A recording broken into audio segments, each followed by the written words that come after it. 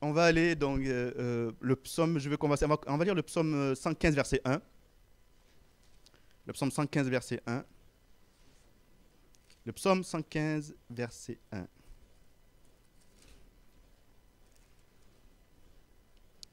C'est un verset merveilleux qui dit: non pas à nous, Éternel, non pas à nous, mais à ton nom, donne gloire à cause de ta bonté, à cause de ta fidélité.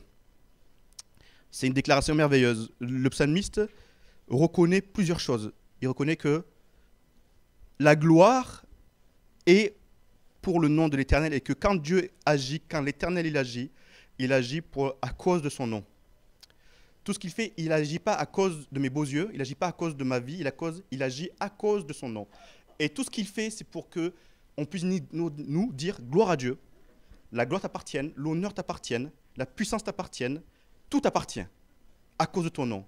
Le psaume il dit tu me conduis dans les sentiers de la justice il me conduit dans les sentiers de la justice à cause de son nom. C'est-à-dire que puisque son nom est justice, il peut te conduire que dans la justice. Puisque son nom est saint, il peut t'amener que dans la sainteté. C'est-à-dire qu'il n'agit pas en fonction de mes préférences, il agit à cause de son nom. Si Dieu est fidèle, il va agir avec fidélité. Il n'a pas décidé d'être fidèle pour me faire plaisir, il le fait à cause de son nom. Parce qu'il ne peut pas se trahir lui-même. Il ne peut pas se trahir. Et comme il est parfait, lui-même, c'est-à-dire que la perfection, ça veut dire quoi? C'est-à-dire qu'il ne peut rien ajouter à lui-même qui puisse valoriser ce qu'il est. C'est-à-dire que rien au monde, dans l'univers, il ne peut rien se rajouter. Parce qu'il a atteint la perfection. C'est-à-dire que tout ce qu'il fait, ce n'est pas pour mes beaux yeux, ce n'est pas pour vos beaux yeux. Tout ce qu'il fait, c'est à cause de son nom. C'est pour ça que le psalmiste dit, non pas à nous, mais à toi, Éternel, donne gloire. Pour que nous, le peuple, le monde, nous puissions dire toujours gloire à l'Éternel. Et gloire à l'Éternel. Non pas à nous. Le psalmiste donc reconnaît plusieurs choses. L'Éternel agit à cause de son nom. Le psaume 106, verset 8 dit, il les sauva, mais il les sauva à cause de son nom. Dieu sauva son peuple à cause de son nom. Son nom est salut. Son nom est délivrance. Son nom est guérison. Son nom est plénitude. Donc tout ce qu'il fait, il le fait à cause de son nom. Ce qu'il est, c'est son nom, et son nom amène à son action. S'il est fidèle, son nom est fidèle, il va agir avec fidélité. Alléluia. Donc, moi, j'ai la foi que son esprit et sa parole impactent notre vie. Il impacte notre vie dans les moindres détails. S'il agit en son nom, il va agir en son nom dans votre vie dans les moindres détails, par son esprit et par sa parole. Et on va aller lire deux passages dans Luc. On va aller au chapitre 19, verset 28, et après on ira au chapitre 22. Et ça nous montre que Dieu, quand il agit dans votre vie pour sa gloire, il le fait avec clarté et netteté, et c'est clair et net. Il n'y a pas de flou. Quand l'Éternel agit pour sa gloire et pour son nom, il le fait en détail. Et il laisse traîner aucun détail dans votre vie. Rien ne passe sous son radar. Il voit tout. Et il fait tout avec merveille et détail. Allons-y, donc, allons à Luc, notre cher Luc, Luc 19, 28, 32. Vous connaissez tous ce passage. Luc 19, s'il vous plaît, 28, 32. 19, 28, 32, 28, 32.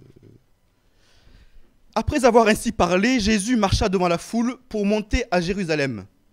Lorsqu'il approcha de Bethphagée et de Béthanie, vers la montagne appelée montagne des Oliviers, Jésus envoya 2 de ses disciples en disant: allez au village qui est en face. Quand vous y serez entrés, vous trouverez un ânon attaché sur lequel aucun homme ne s'est jamais assis. Détachez-le et amenez-le. Si quelqu'un vous demande « Pourquoi le détachez-vous » vous lui répondrez « Le Seigneur en a besoin ». Ceux qui étaient envoyés allèrent et trouvèrent les choses comme Jésus leur avait dit. Amen. On va aller au chapitre 22, versets 7 à 13.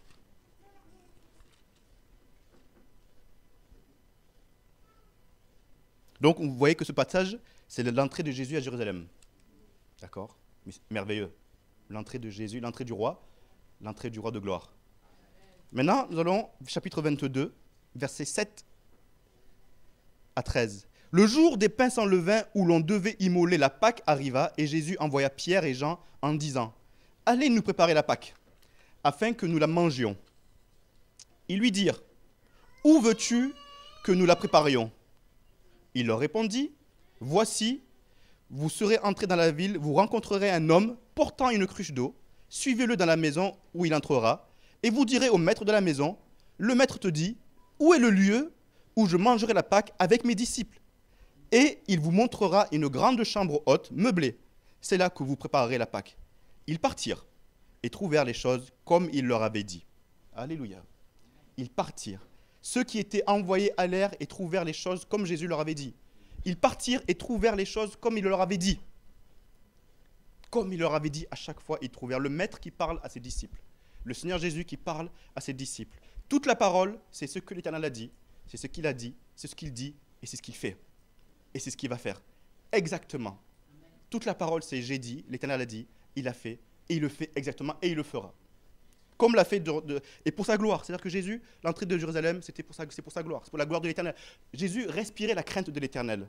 Toute sa respiration était tournée dans la crainte de l'Éternel et la recherche de la gloire de son Père. C'est tout. Tout ce qu'il faisait, c'était pour la vérité. Quand souvent le passage est dit, il allait venir pour témoigner la vérité. Tout ce qu'il faisait, c'était pour la gloire de son Père. La Pâque, quel moment merveilleux, pour la gloire de l'Éternel, pour la gloire de son Père.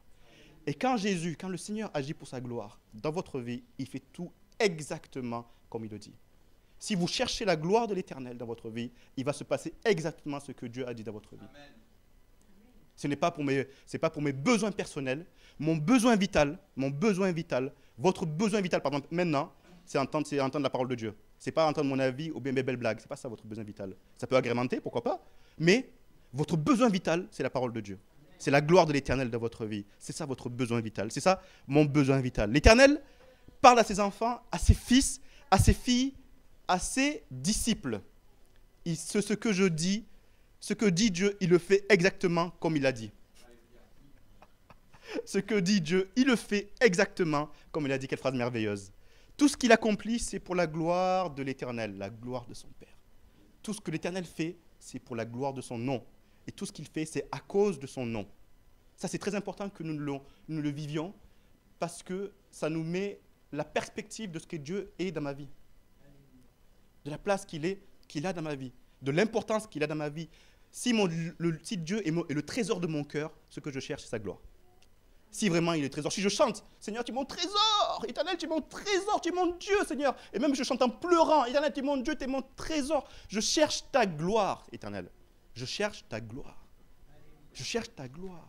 Je ne cherche pas mon confort, mais je cherche ta gloire. Mais je sais que tu es un Dieu qui m'aime, un Dieu fidèle, et tu vas accomplir exactement ce que tu m'as dit dans ta parole. Ce qu'il a dit dans ta parole, il le fera exactement. Tout ce qu'il accomplit, c'est pour la gloire de son nom, et il agit à cause de son nom. Son nom est saint. Son nom est redoutable. Son nom est guérison. Son nom est salut. Son nom est bénédiction. Son nom est autorité.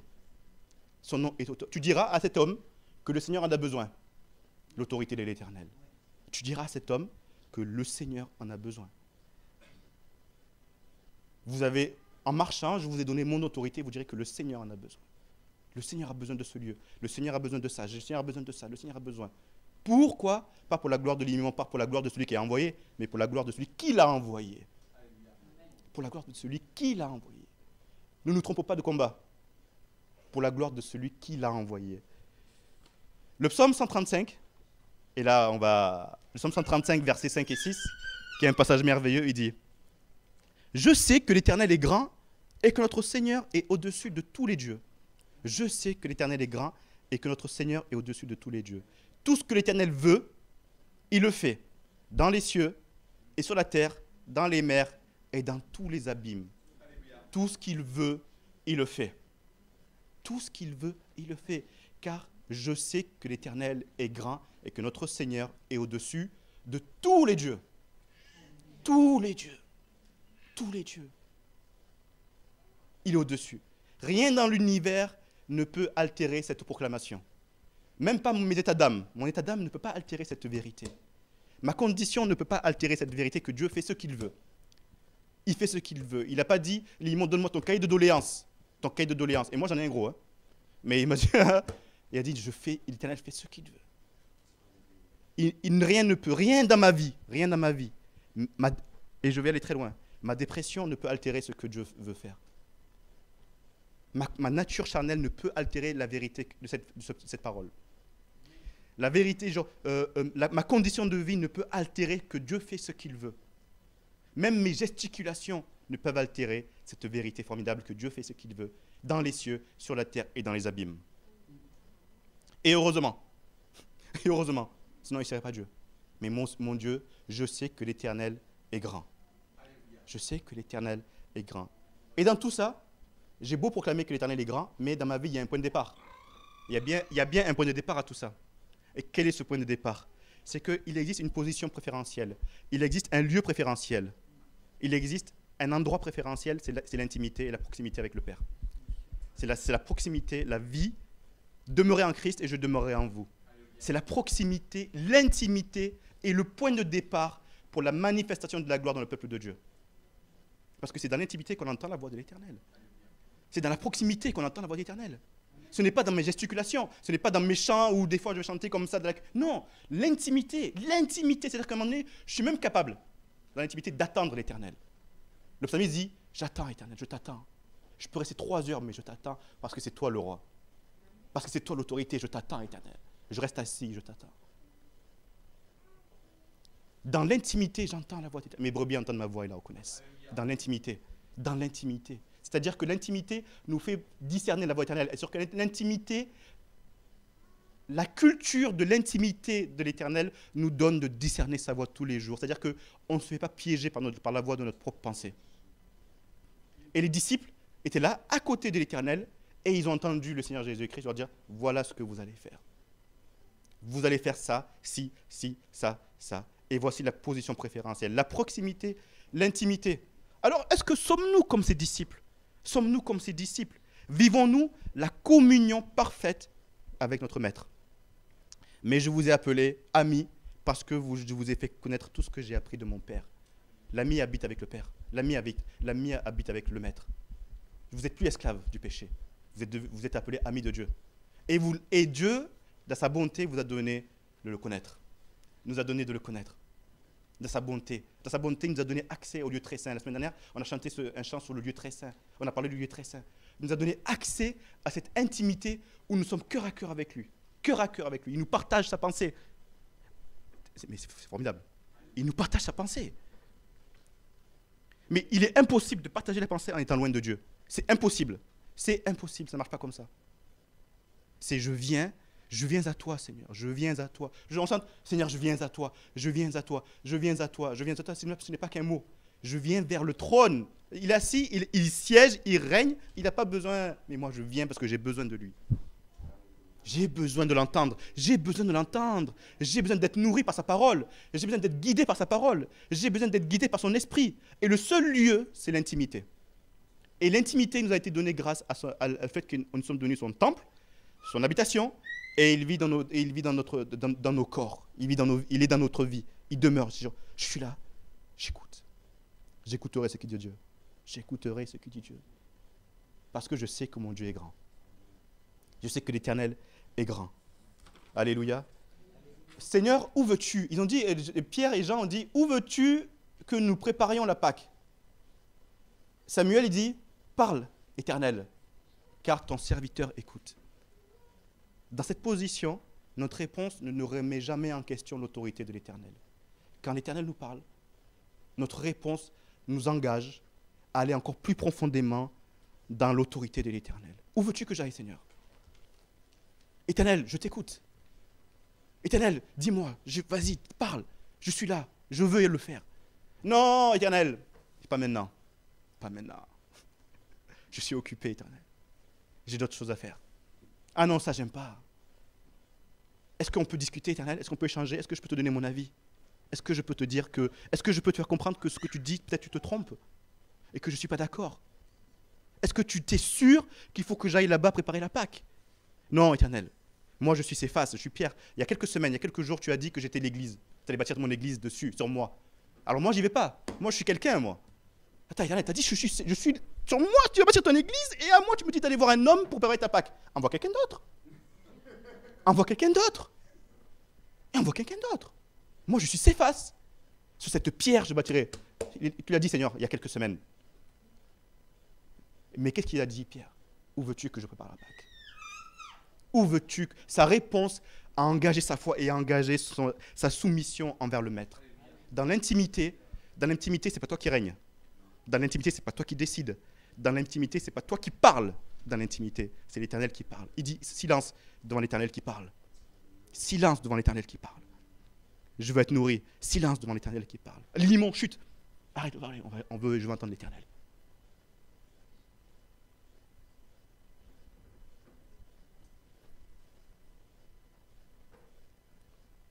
Notre réponse à la voix de l'Éternel nous amène à nous engager sous son autorité, sous sa souveraineté. Notre réponse est dans la foi, je sais que l'Éternel est grand, alors j'irai. Alors j'irai. Le psalmiste dit, je sais que l'Éternel est grand, alors j'irai, sans me poser de questions. Au contraire, Seigneur, où tu veux? Tu veux que... Viens, venez tous, on y va, venez, parce que l'Éternel est grand. On y va.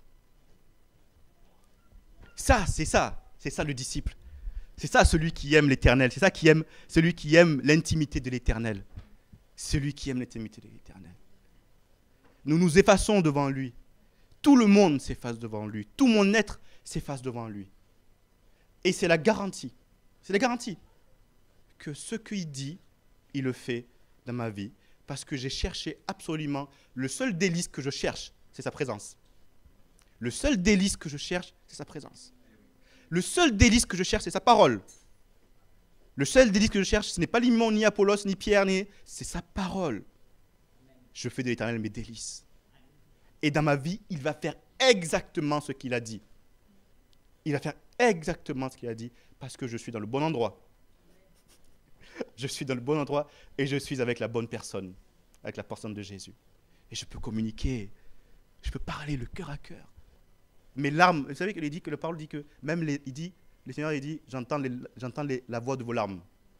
J'entends la voix de vos larmes. C'est-à-dire que dans l'intimité, sans même que vous parliez, le fait que vous pleuriez de sincérité, l'Éternel entend les voix de vos larmes.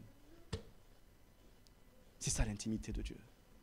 C'est le point de départ à la manifestation puissante de la gloire de Dieu dans votre vie. Amen. Nous nous effaçons devant lui. Pierre, il dit, moi je me suis imaginé Pierre, et c'est simplement mon imagination. Je ne suis pas n'importe qui. J'ai 30 ans, je suis quelqu'un, moi. Je suis quelqu'un. Moi, j'ai grandi avec telle personne. Moi, j'ai grandi avec tel ministère. Moi, j'ai grandi avec tel enseignement. J'ai grandi avec tel... Mais j'ai oublié. Mais celui qui est au-dessus de tous, celui qui est au-dessus de tous les dieux, celui qui est au-dessus de ma pensée, celui qui est au-dessus de toutes les puissances, c'est celui que je sers, c'est Jésus. Et je sais que l'Éternel est grand. L'Éternel, c'est Jésus. Je sais que Jésus est grand. Je sais que Jésus est grand et qu'il est au-dessus de tous les dieux.